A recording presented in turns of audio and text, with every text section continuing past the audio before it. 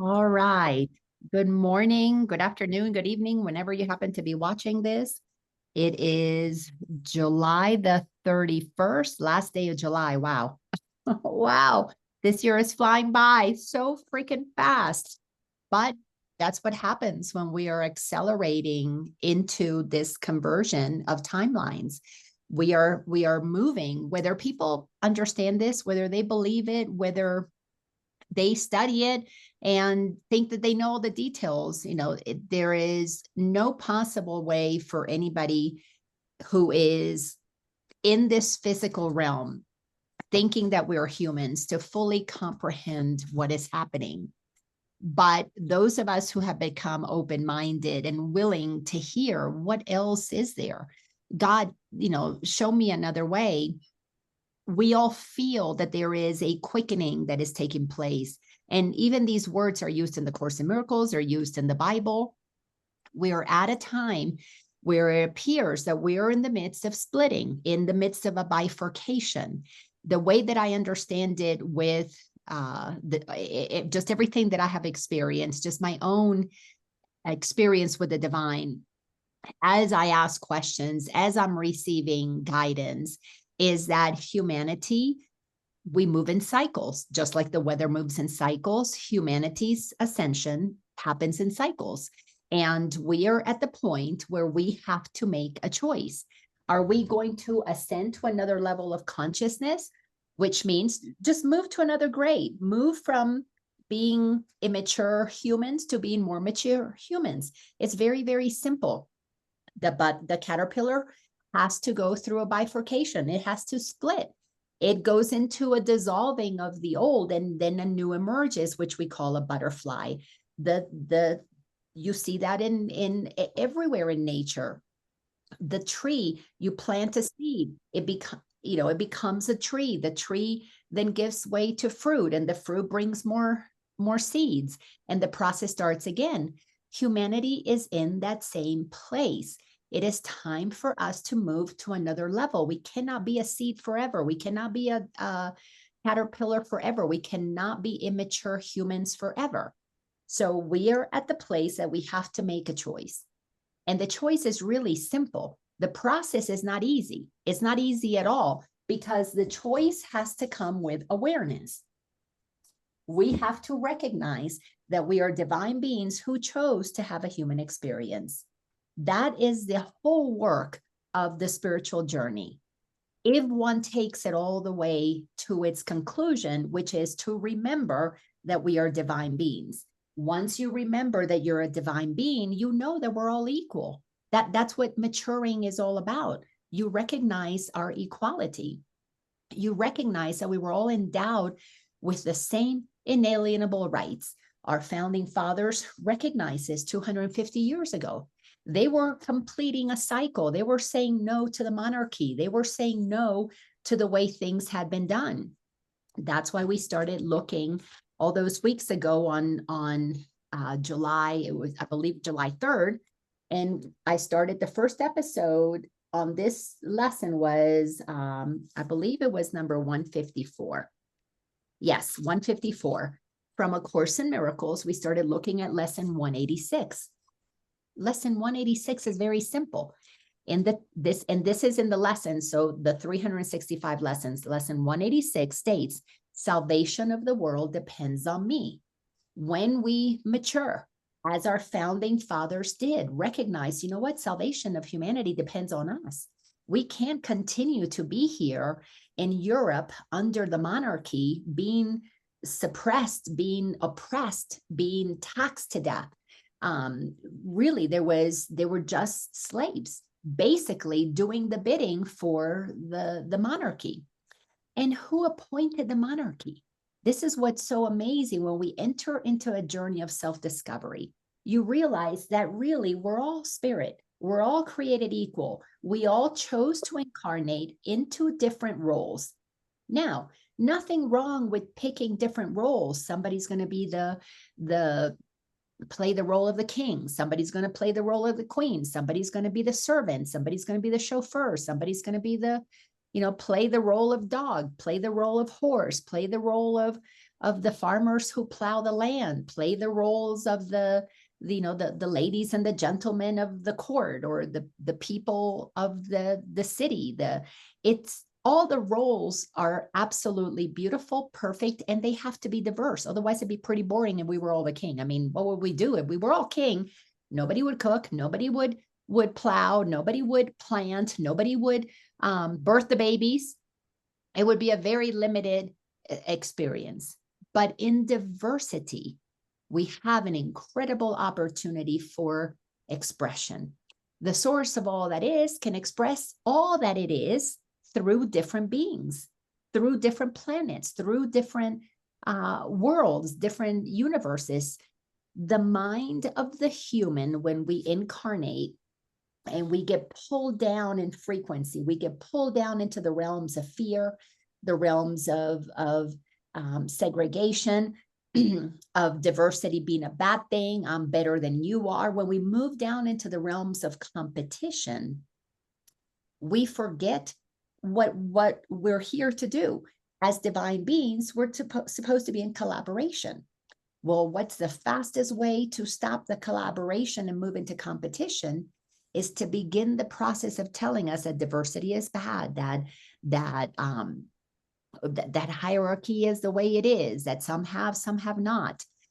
Because we have bought into that, all immature beings born into this world, and let me rephrase that, all innocent beings born into this world as babies are born into the level of consciousness that their family is at. When I was a new mother, my consciousness was absolutely completely programmed by the world. I operated from my ego. Everything was about me. Everything was about, I had to look good. I had to make sure I did parenting good. I had to make sure I did the right job and made the right amount of money. It was all me. I needed to perform so that I could be somebody. I needed to do things so that I could measure up. I needed to prove myself. I needed to go above and beyond. So what does that do to a young mother? Well, my kids have to then make me look good. The house has to make me look good. The money has to make me look good. The spouse, the friends, everything that I surround with myself with had to be specifically, strategically placed in my life to show whatever it is that I needed to portray to the world, so the world could see, yes, see, I really am a worthy, valuable, good person. And I deserve success because I did it myself. I worked for it. I achieved it. I acquired it. It's all about me, because when the ego rules us, everything that we do is selfish. Fear is selfish. Fear is all about protecting me. Greed is selfish.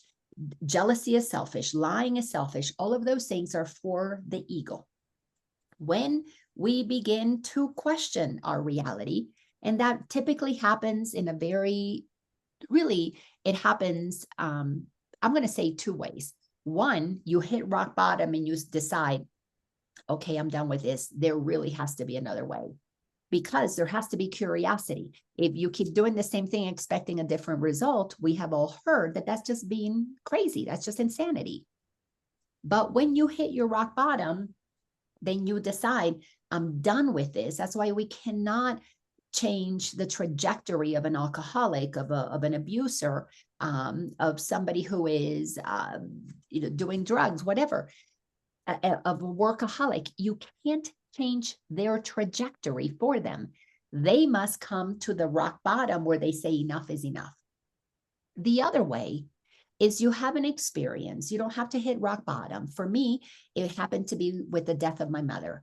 When my mother passed away, something clicked. Something in my life just was out of whack. And I entered into a very deep depression. That depression was not part of my norm. I had never experienced depression in my life.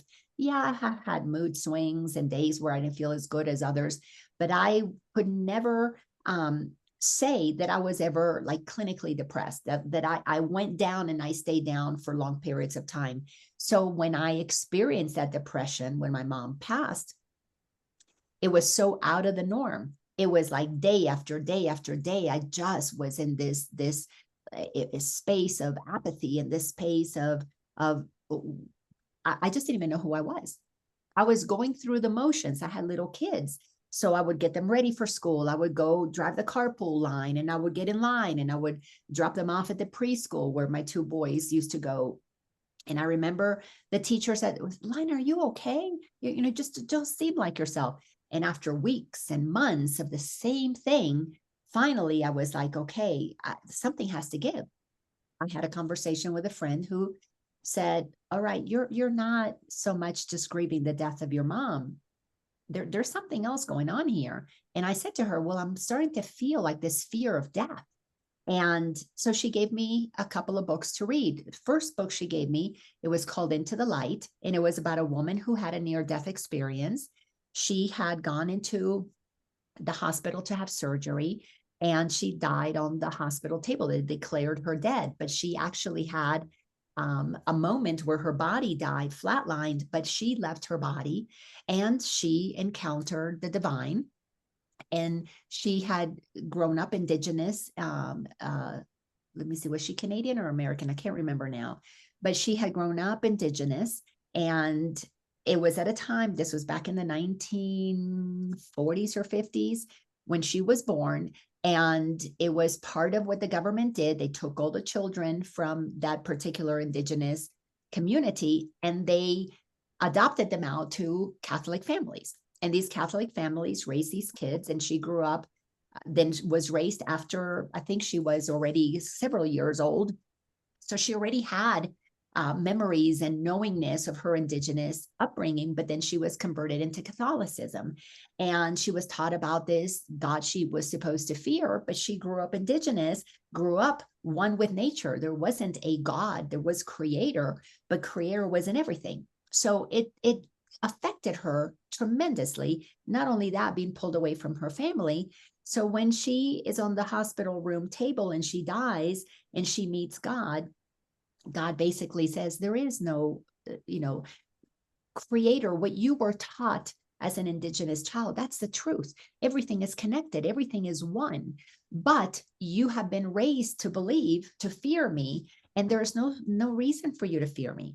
So she has this incredible experience, remembers the truth of who she is, and then she comes back, incarnates, or comes back to life, if you will, and goes on to then teach, to share the truth that she had discovered, that we're all one, that there's no reason to fear God, that there's no reason to fear each other. There's no reason to do things like was done to her, to pull her from one way of being and indoctrinate her into something else that went on to cause the sicknesses that had her end up in the hospital in the first place for that surgery, because her body was riddled with illness from the mindset of fear, the mindset of worry, of anger, of total and complete guilt that she survived. And I believe some of the parents, atrocious things have been done to the parents. And now that I'm thinking about it, I think it was in Canada, and atrocious things was done to the parents. So she comes back to bring the message that we're all one, and that we are eternal, that there is no such thing as death, that nothing is final, that if she in that moment wanted to choose to continue on the other side, she could. But if she chose not to come back to the hospital room table, then it was okay, but she would have to come back in and work through that karma until such time that in her physical body, she was prepared for forgiveness, to return to the truth of who we are. So that friend gave me that book, and I realized, oh, so I don't have to be afraid of death. On the other side, it's just, we're just with source. We're just with creator. It's just light. So that helped me begin the process of not fearing death. Then that friend gave me another book, and it was by Dr. I can't remember his first name, but Weiss is his last name. And he wrote a book, Many Masters, Many Lives. And as I was reading Many Masters, Many Lives, Brian Weiss, what I discovered in that book is this doctor, I can't remember, psychologist, psychiatrist, interviewed and did past life regressions on many people, and thousands of them, probably tens of thousands by now. And everyone that he took back went not just in this lifetime being under hypnotherapy to go back to childhood to deal with childhood issues, but they were going into the womb. They were sharing experiences from when they were in their mother's wombs. They were sharing experiences from past lives, from a recent past life, maybe in the 1800s, to really old past lives in the 200s, in the 1400s, in the before we were keeping time. The time that we know, the Gregorian calendar that started in the year 0 when Jesus, after the crucifixion. So people were going back and they were sharing experiences. And what was fascinating about his studies is that people, when they would be regressed to the timeline that they had happened to have been living in. And if they were Chinese, they would start speaking Chinese. And this Dr. Brian Weiss was doing these studies at, I believe it was the University of Miami, and he would call colleagues, maybe the Chinese professor, or maybe somebody who was a Spanish professor, and ask them, can you come and translate? And little by little, as they were translating this information, then they began to match it up with historical accounting that was to try and verify these people's stories. And they all matched up. Everyone where there was a historical accounting and they could translate, they could find somebody who spoke that language, found that this was true. These people were speaking about specific historical experiences. So those books gave me an incredible gift. Not only is the going forward, there is no such thing as death. Yes, we drop the body like we take off an outfit. Well, like we take off a costume at Halloween. We just take off. Laina will eventually be a costume that will be complete. I will live my lifetime and I'll be complete. But the essence of who I am is eternal, has had many past lives, will have many future lives if I want to. But there will be no death to the soul that I am. So those are the only two ways that one can begin to really enter into this journey. You have to hit your rock bottom and be done with the suffering, or you got to get curious at some point. Have something that activates. And for the most part, most people will require something tragic, cancer, the death of a child, the death of a parent, the loss of a job, the loss of a home, something, financially, their collapse.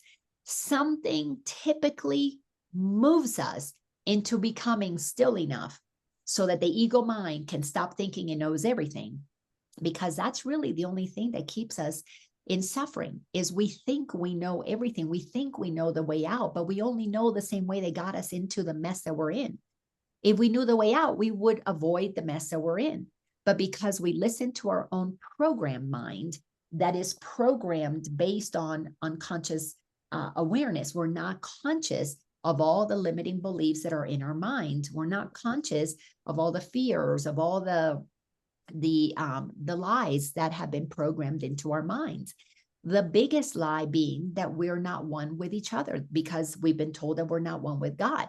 And because we've been told that God is separate from us and it's up on a cloud somewhere, then, we're really in trouble, because not only do we not have God taking care of us, we got to fend for ourselves, but everybody here is separate, everybody fending for themselves, because that's what the ego does. Ego is all about me. That's why it's a contraction.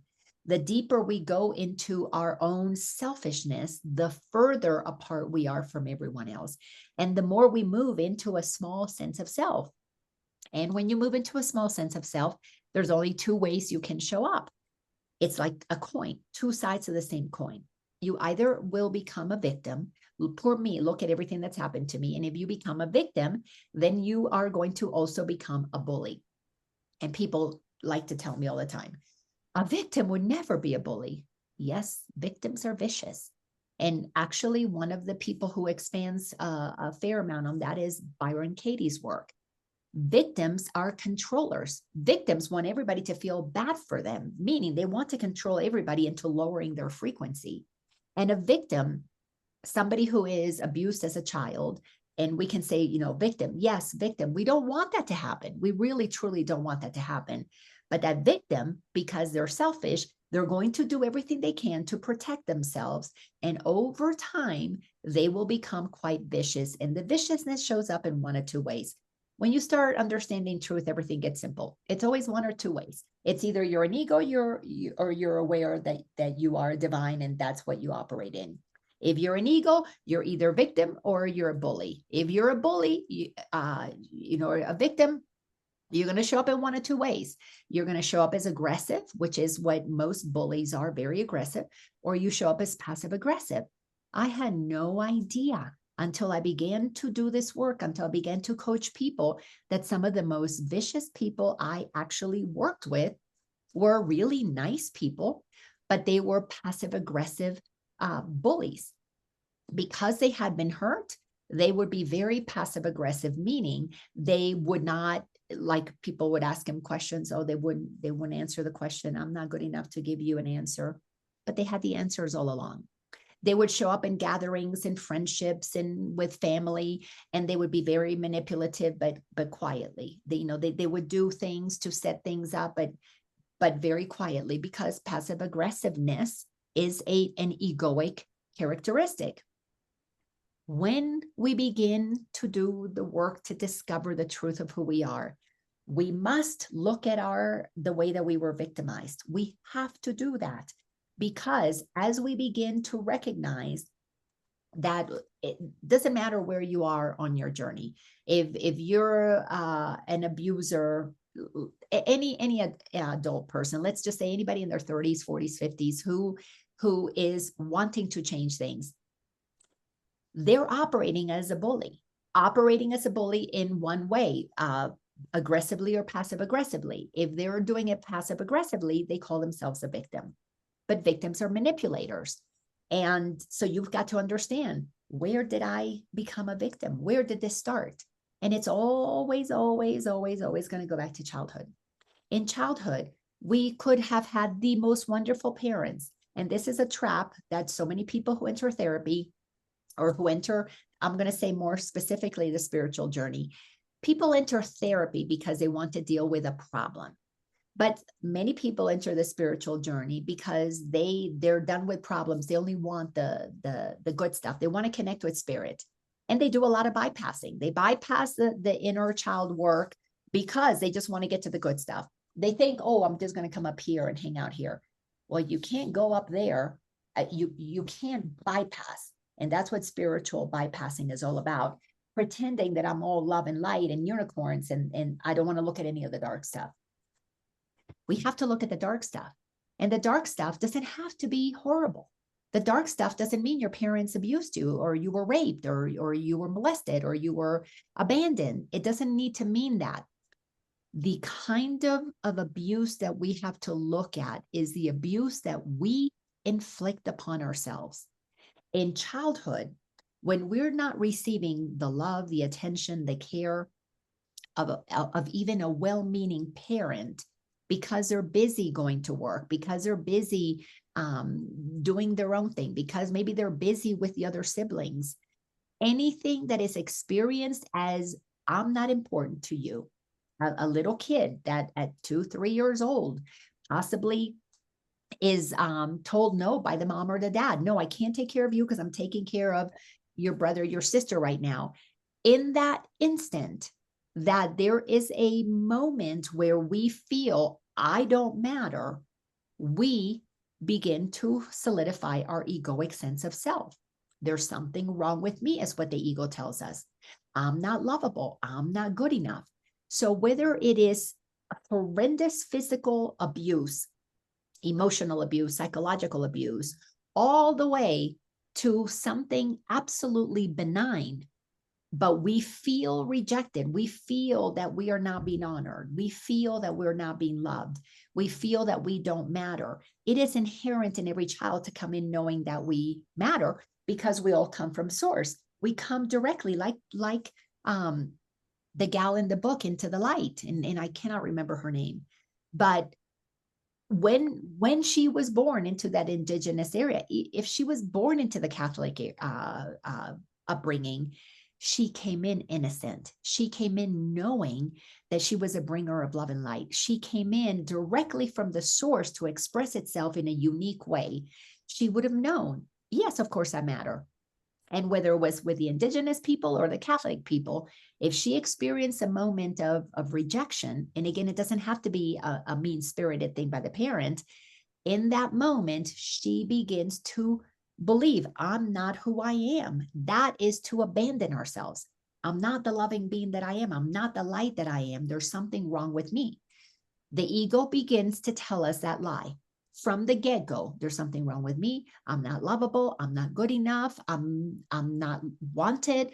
All of those things begin the story that distorts who we are as God created us, but it begins to create the story of who we are as the ego is going to be formed. And in the third dimension, in this world of physicality, we have to have an ego. It's part of the game. Those who are ascending, those who are shifting, moving to a more elegant, a more mature way of being, must let go of the ego like we let go of the training wheels of a bicycle. If you're going to operate as a being who is integrated, who knows who you are, who recognizes the truth of every single one of us, who, because you've done the work, you can begin to forgive them. They know not what they're doing. When I was in my ego, I had no idea I had an ego. I mean, yes, I kind of knew I had an ego. We would talk about ego as that inflated part of yourself, but I had no idea about the mechanics of the ego. I had no idea. I kept all the lies of who I thought I was. So we have to make a choice. And this is the timeline. Again, whether you know about it, whether you're just beginning to study it, or whether you have no clue about it. Like gravity, I don't need to understand gravity. I have never studied a thing about gravity other than I know that what goes up must come down. That's the extent of my awareness of gravity. I don't mess with it. I don't attempt to jump off that mountain over there and think that I'm going to defy it. People do, but they prepare themselves. They take the parachutes, they take their airplanes, or they use gravity as a way to say, okay, I'm ready to leave this world. I'm going to jump with nothing to help me, and then I will guarantee my demise. So if you become aware of the what is happening right now, this bifurcation, just as you are aware of gravity, you would understand that there's only two things that can happen. Either you're going to land safely with gravity or you're not. That's it. Well, with the bifurcation, there's only two ways that we can go. Either we're going to ascend in consciousness, we're going to become more aware of the truth of who we are. You don't have to know all of it, but you need to be aware that that is the truth. And you're going to begin to move down the path of learning more about it. Your focus will be about understanding truth, not just making money, about understanding truth, not just making yourself beautiful and sexier and younger. Understanding truth, not about accumulating, not about protecting yourself. Because when you understand the truth, you have eternal life. You don't need to make yourself younger and prettier. You don't need to. It's not about accumulating stuff. When you understand the truth, you are operating with God consciousness. You're operating in a realm that all of your needs are met. It's a trust that gets developed, but only when you know truth. So in this time of splitting, we're seeing very clearly in the world. If you sit back and watch what's happening in the world, you can see everything has two groups. Look at the Olympics. I haven't watched the Olympics, but I've seen enough headlines about the Olympics that it's all divided into two groups. The group that thinks this about the opening ceremonies, the group that thinks this about the opening ceremonies. Our political realm is divided into two. The blue side, the red side, the conservative side, the liberal side, however you want to label it, it's two. Even though there are four parties, we only hear about two. When you look at medicine, there's only two. There's the holistic side, and then there's the not holistic side. There's the pharmaceutical side, and people take sides. There's the vaccines. There's this side and there's that side. The reason that there is this side and that side is because the ego operates in rights and wrongs. There has to be a side for the right side and the wrong side. Two wings of the same bird. When you begin to become aware, the work is first to go inside and realize, okay, I got conditioned into believing in rights and wrongs. My parents taught them to me, good values to have as a child. As you grow up, There is the right thing to do and the wrong thing to do. But when it is used by the ego, it is used in I'm right and I'm better, you're wrong and you're not as good. So the wrong people get to be put in trouble. They're made fun of. We want to get rid of them. We want to silence them. We want to do all kinds of things to the wrong people. When you move down this path and you come to know God, you realize that right and wrong is simply love or fear. That right and wrong is an alignment with truth or forgetting truth. That does not call for punishment. It does not call for putting anybody down. It just simply calls for correction. Course in Miracles is a book that is written entirely to teach humanity how to correct our thinking, how to move out of the mindset that has us do things to each other that are not loving. It's either love or fear. And if we're not being loving to everybody else, it's because the ego has taken over and we're selfishly in fear and we're going to protect ourselves at any cost. I mean, I know I did that, with in relationships. Oh, you got to get rid of that person, they're so bad and so mean, or such a bad friend, or such a bad husband, or such a bad boss, or whatever it is. And then, of course, we find that people, it's time for you to leave that relationship. And there could be reasons for that. But when we make those decisions with the ego, it's always about, I need to protect myself, so I need to get rid of that person. It's one of the ways that the ego tricks us into, if I get rid of that person, I'll be okay. And then, of course, we're never okay. When we enter the realm of doing the work that is necessary to return to the truth, I've got to come in and see what about me causes these people to have issues. What is it that is attracting this behavior to me? Why do I keep dating the same person? Why do I keep having the same friendship issues? Why do I keep having the same work situations? Because it's a journey about coming inside. And to come inside, as the Course in Miracles says, is a journey in mind training. We need to train our mind to think differently. That means we need to process the emotional stuff that we experience as children. When you begin to believe that you're not good enough, that you're not lovable, that you're not wanted, that you're disposable, you begin to act as if you're less than anybody else, or you begin to work really hard to be better than everybody else. That's the trap of the ego. It moves us into thinking we're less, or it moves us into thinking that we're more. It doesn't keep us in the middle, balanced and equal with everybody else. So as we continue in this particular lesson, in Salvation of the World Depends on Me, I'm going to read the first paragraph because it's so important to tie into what we're going to continue with today. The world is bifurcating. And whether we accept it or not, it does not matter. It's becoming more evident for those who have the eyes to see and the ears to hear. But there is going to be a time where people are going to be locked into a dimension, meaning a frequency. Those who are going to be operating in bullies and victims and lying and cheating and all of those things are going to get locked into that grade. Meaning like third grade. If you don't pass a grade, you're going to repeat third grade. They're going to get locked into the third dimension. Those who are ascending are moving into another dimension. Right now, I'm going to call that the fourth dimension, the fourth density. The fourth density is where we are able to, because we have enough maturity, enough curiosity, and enough willingness to say there has to be another way. Nothing about this political system interests me. Nothing about this medical system interests me. Nothing about this education system interests me. Nothing about these religious systems interests me. There's an awareness, those don't work. Then you move into a higher frequency. The higher frequency includes tolerance, includes honesty. You begin to enter into dialogue. Instead of just posting ugly things on Facebook and letting the other know that you don't agree with their position, you start a dialogue. Honesty says, I don't know what you're seeing. That's not my perspective. Can you educate me on that? We're going to move to a time of tolerance. We're going to move to a time of complete transparency, where there are those who want everything to be, why should there be any more lies? Why should the government do things in secret? those of us who are mature enough and send these representatives to represent us, we should know exactly what they're talking about. No backroom deals. Everything should be transparent.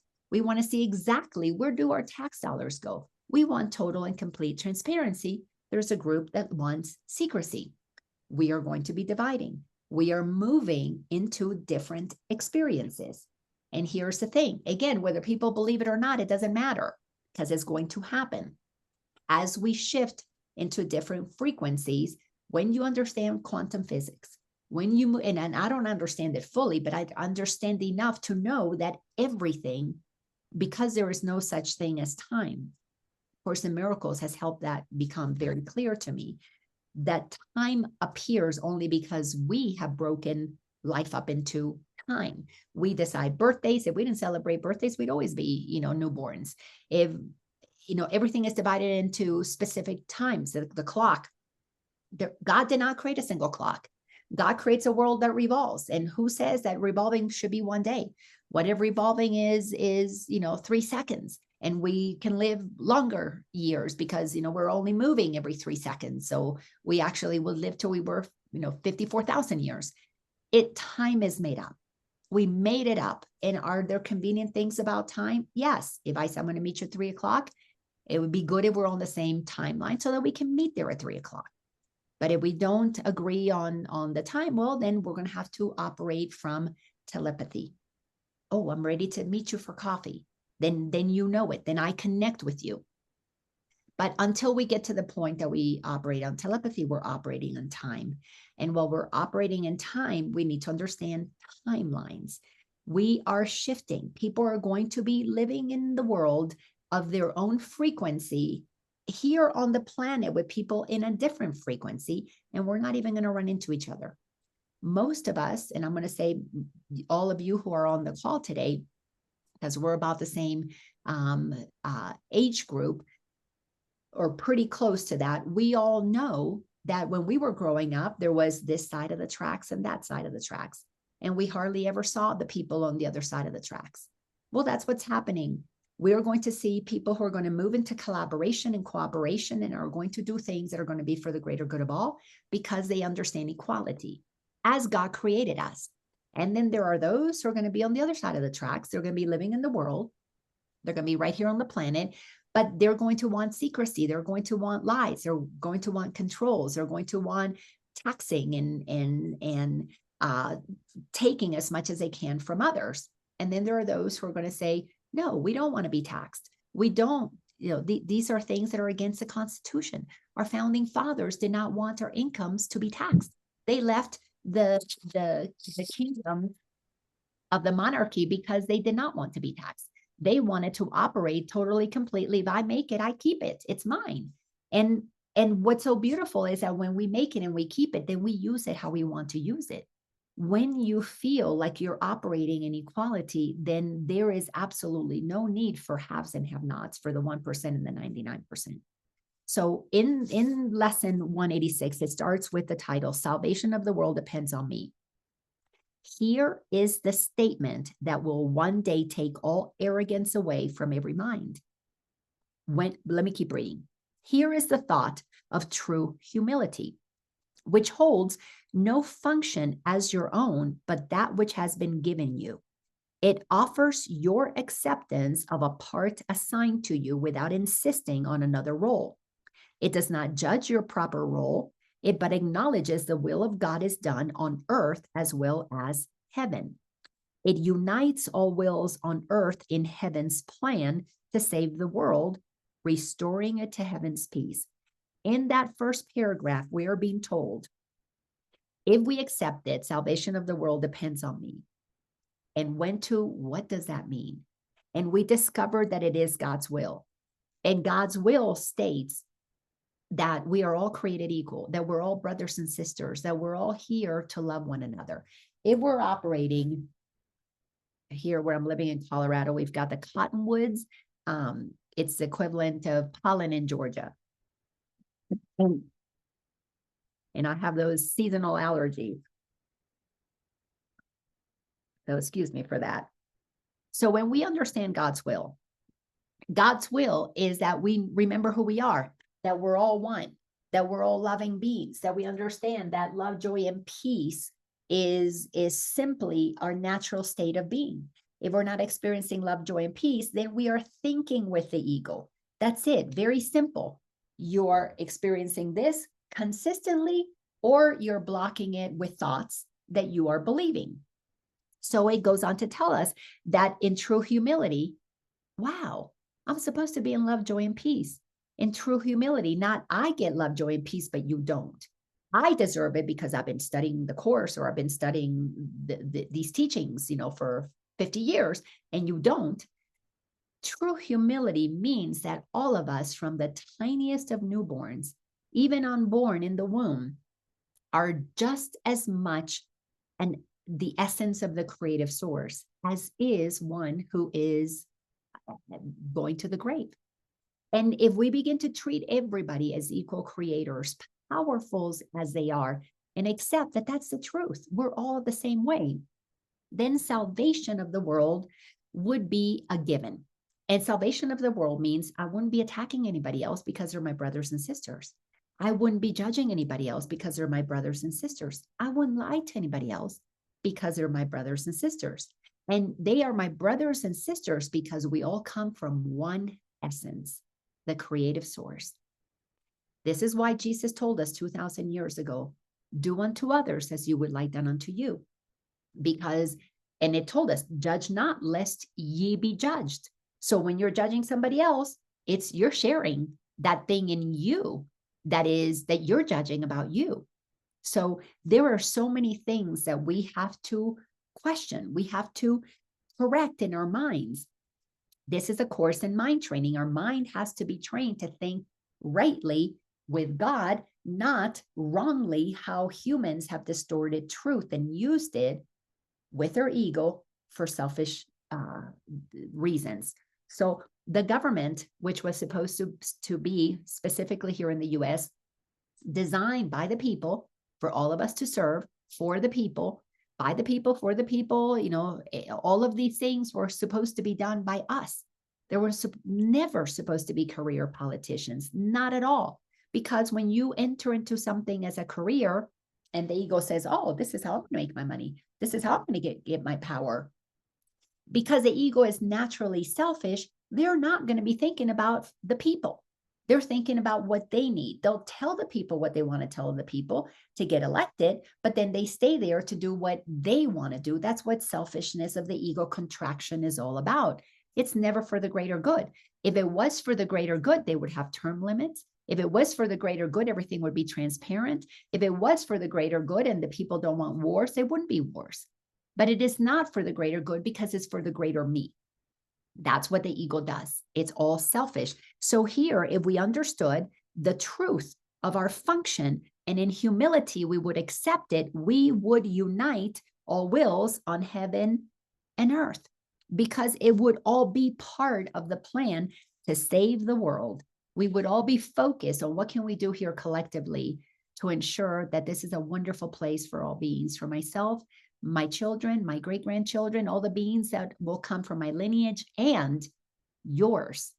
I would be so interested in the well-being of you, your family, as I would be in mine, because we are one. So let's now jump to paragraph number 10. We left off, we completed paragraph number 9 last week. So let's jump to paragraph number 10. Having had this awareness, understanding that it is not weak to say, I'm only going to do the will of the Father.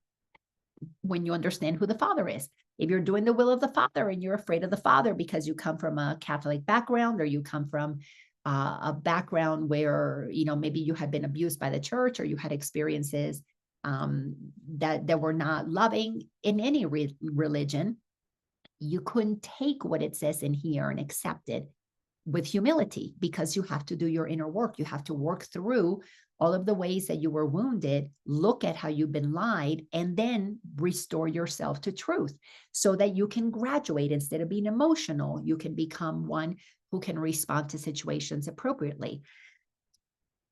So here we are being told in paragraph number 10, These unsubstantial images will go and leave your mind unclouded and serene when you accept the function given you. So those images that is talking about here that will leave your mind unclouded and serene are the lies, the idols, the distortions, anything that says power's outside of you, safety's outside of you, well-being is outside of you. That's why the systems that are crumbling, the medical systems, education system, the political system, the what do you call that, military systems, the social security systems, everything that we gave power outside of us to take care of us has to crumble, because to move to a level of maturity, you've got to come inside and connect with God inside, find that safety inside, find that truth, that power, that happiness, that serenity, that peace inside. So the things that crumble are just showing us where we still believe in something outside of us. And the mind cannot be at peace while we have something outside of us that's shaky. Oh, well, I'm not going to get the Social Security, or I'm not going to get the, oh, we're going to go to war and we got to protect ourselves and we can't let them get over here. All of those things that are external, that we're idolizing. Oh, I need that president to save me. I need that situation to happen for me to be okay. I need that vaccine for me to be okay. Anything that puts power outside of us is an immature experience of the ego. Everything where power is within comes from a very mature place, comes from a place within where you have met your creator. And when you meet the creator inside, you and it are one. There's no other way around it. When Jesus says, I and the Father are one, he also said, so are you. But those things were conveniently left out so that you wouldn't understand what Jesus was trying to teach us. Course in Miracles 2,000 years ago, or Course in Miracles today. The message is exactly the same. So it goes on to say that, of course, we've got to let go of those. We got to look at why we got conditioned to go outside of ourselves for safety, happiness, and joy. We need to come inside to find that. And that, of course, is to accept the function that was given us. So sentence number 2 says, the images you make give rise to but conflicting goals, impermanent and vague, uncertain and ambiguous. Yes, the ego, I know when I was younger, trying to achieve goals, trying to make money, trying to get the big house, trying to get the this, trying to get the that, the positions, the titles, the recognition. Every single time you would get one, then you have to start working on the other one. Why was one never the end of the road? It wasn't, because it's impermanent. But when you find truth inside, when you find peace inside, doesn't matter where you go. I've moved to a bunch of different houses since I started this journey. I've been in the lap of luxury and I've been in where there's hardly anything. And I'm still okay. The peace goes with me wherever I go because it's my peace. It doesn't belong to something outside of me. My joy is my joy. It doesn't belong to something outside of me. And this is what we're being taught. The mind has to be trained into the awareness that everything is within. And when everything is within, then you know that you have a function, and your function is to be part of the salvation of the world, because you're going to treat everybody as that brother and sister that is connected to who you are. You cannot go into judgment, into battle with anybody else. It's not possible. So you don't have conflicting goals. You don't have a desire to be happy, and then you go around and start judging people, because that would be conflicting. You don't have a conflicting goal or something that is impermanent and vague, like, well, I want peace in the morning, but not in the afternoon. In the morning, I'll tend to my garden, I'll be peaceful. And then in the afternoon, I'm going to go to my job, and I'm going to be angry, and I'm going to be pointing at the things that are wrong. And I'm going to be talking about how, I'm not making enough money. You don't do that. You become consistent all throughout the day. You become the same person, whether you are with your family, whether you're with your friends, whether you're by yourself. You become so consistent because you're moving towards that place within you where you know you are God expressed, uniquely as you. You're no longer battling how you look. You're no longer battling your, what sex you are, what height you are, what, where you live, what language you have, what your skin looks like. None of those external things become an issue. Not that you don't take care of yourself. I put lotion on my face. I put makeup on. I go to the dentist. I do those things, but I don't do those things like I used to before to make me look good, to draw attention to me. Those things are done because I'm taking care of me. I love me. I love my body vessel. I want my body vessel for however long it's on this planet to be in its optimal condition, like I take care of my car. And I used to have a car because I had to have a car that showed people how much money I made. Now I don't care about those things because the car is a vehicle, no different than my body vehicle. It takes me from here to there. And when it's time for it to be done, then it's time to let it go. But not living based on what the magazines tell me or the Hollywood tells me. I turned that stuff off 20 years ago. So I don't even really know who is in Hollywood anymore. I mean, for all I know, it's totally different group. I couldn't tell you who any of them are because that is not what is important to me. So you continue sentence number 3, who could be constant in his efforts or direct his energies and concentrated drive toward goals like this. The functions which the world esteems are so uncertain that they change 10 times an hour at their most secure. What hope of gain can rest on goals like this? Jesus is telling us very simply, you want peace? And you turn on the TV, in the morning, we're at war with this country. In the afternoon, we're at war with that other country. Later on, we're at war with this politician. Later on, we're at war, with this, whatever, pandemic or whatever is coming. There's constantly something to keep us off balance. And when you understand the way the ego operates, and you understand that people who are totally, completely selfish and greedy move into positions of power, when you step back out of the insanity, you begin to see, if you have the eyes to see and the ears to hear, that everything in the outer world is manipulated. Those who rise to positions of power, who decided why some person who tells the news deserves $10 million and one teacher deserves, $50,000? Who decides that? Well, it's decided that way because it gives us the illusion that they're more important, that what they say is true. So if you believe that they make $10 million and they parade, with the stars or whatever, then you listen to a media person tell you what they've been told to tell you. And then you believe that it is true. And in the morning, they tell you, today we had 10 million deaths. And in the afternoon, they tell you that we're going to go to war. You're constantly off balance. They throw out a nice little story here and there, but most of it is to keep you totally, completely off balance. Because if you have time to be balanced and you come inside, you would turn off the TV. You wouldn't go outside of you to look for truth. You would come inside. You would connect within.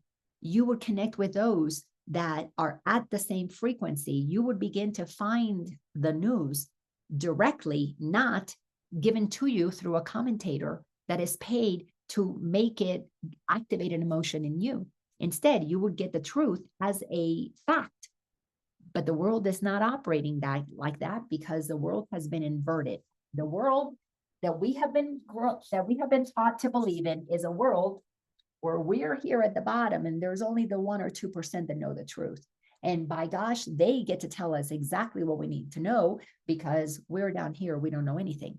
Course in Miracles tells us the ego has inverted everything. It has turned everything upside down. And when you begin to question things, this all begins to make a lot of sense. So we have to correct it. We have to right ourselves. And that requires either hit rock bottom and you can't go any further, or you decide, okay, this is insane. I need to find another way. So in paragraph number 11, we go on to say, in lovely contrast, certain as the sun's return each morning to dispel the night, your truly given function stands out clear and wholly unambiguous when we move down this path and we begin to feel God within, meaning we begin to feel clarity, certainty, because the mind is no longer operating in confusion. You really begin to expect that goodness is going to rise again, that you're going to wake up just like you expect the sun to be there. You're going to be accompanied always by the presence that is so loving, that is so gentle, that is so pure, that is so happy, that your whole life is going to change. It doesn't happen overnight, but as we take these steps to make that commitment, I only want things to be totally, completely one way. I'm not going to waffle anymore. I want stability. I want stability and peace. I want stability and joy and stability and certainty. You will come in more. You will have more of your day spent in contemplation, in introspection. And all of these teachings from Jesus, whether it's A Course in Miracles, whether it's A Course of Love, The Way of Mastery, all of them, as he has given those channelings to us, has said, these are tied together. These go, with each other. You begin to see a theme that we are fully supported. And the more your mind gets quiet, the more you hear guidance. The more you hear, whether you call it angels or beings or channeled information, doesn't matter. It's open up YouTube, look for channelings, and you're going to find thousands of them. I'm going to say hundreds of thousands of them, because so many people have quieted their mind, have quieted the ego mind, and have opened themselves to receive guidance. And from that guidance, we're being given so much more clear knowing about how to come together as a humanity that is moving to the fourth density. Fourth density means we are no longer operating with the ego running the show. We are moving towards God running the show. We want to know our function as God gave it to us. And that's, of course, where world peace will be a given. Because if you know we're all one, who are you going to hurt? It's just not going to happen. Sentence 2 says, there is no doubt of its validity. You will feel it. It comes from one who knows no error, and his voice is certain of its message. They will not change nor be in conflict. All of them point to one goal, and one you can attain. Your plan may be impossible, but God's can never fail. He is its source. When you accept a statement like that, okay, God gave me a plan, it cannot fail. He is the source, she is the source. It doesn't matter if you call it he or she. Course in Miracles uses he because it was given specifically to Christians. It was given to us at a time where Christians who would read it could connect with it because they believe in Father and he. But God is not male or female. God is energy. God is all that is. God is balance. So it has masculine and feminine attributes, but it is not one or the other. It is all of it. And it will not change its plan of love. It will not change that it is moving all of us towards expansion, towards the ability to experience love, joy, peace, clarity, happiness. So there is so much that God desires for us to experience, but we can't have that if we block it with the ego. If we're busy down here in third grade battling each other and fighting each other for who gets to be on timeline, the person of the year on a magazine, and we are moving to a position where we're all equal, well, who is going to be acknowledged on a magazine doesn't matter to anybody who's just doing the work that comes naturally through them to be helpful, to assist. If you've got more of this, then you assist those who have less of that. If you have less of this, then you do something that you find, okay, what do I have that I can contribute? And we are going to be returning to a world. Well, not that we're returning, we're moving to a new dimension where those who are operating in total and complete abundance are going to so lovingly and freely share what they have. We have been conditioned to hoard and to have mine and to plan for my retirement and my future and my this, my that. We're moving to a world where we are really going to be so connected with one another that nobody is going to enjoy themselves going to a place, traveling somewhere and seeing a bunch of hungry children. That's just not going to happen. Only the ego says, oh, it's all about me and I'm not going to look at that. When we become resensitized, and this is something a lot of people don't like about waking up, is that we become one. If you're in your ego, you're not going to like it and you won't do it. And that's okay. You just stay in third grade, you repeat it and you keep playing that game.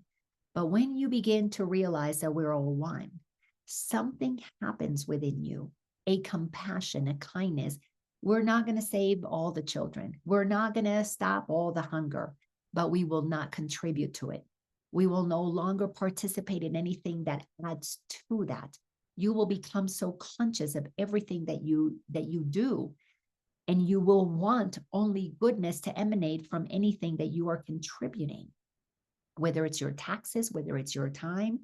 You will be very aware because everything will be transparent.